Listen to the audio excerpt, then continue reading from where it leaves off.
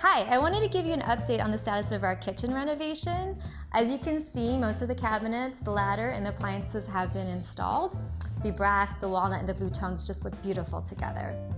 We did go with a paneled refrigerator and dishwasher just so that the cabinetry lines would be seamless.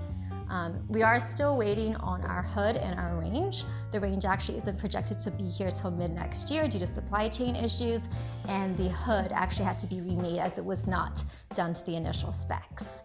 This does push back the installation of our slab backsplash, as well as some plumbing and electrical work. We still have to do the underlighting cabinets and other electrical work where we install these beautiful outlets and brass switches. Our bespoke credenza is just stunning. This is a tiny studio kitchen, so there isn't really enough walkway space to have a proper stationary island.